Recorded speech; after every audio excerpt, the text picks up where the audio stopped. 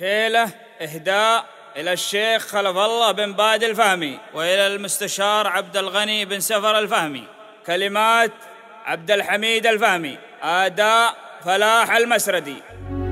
مبروك يا عبد الغني والمنين، من طيب راسك جاك حضر وبوادي، حس المراجل قبل تصل 30 إلين صار اليوم دورك ريادي.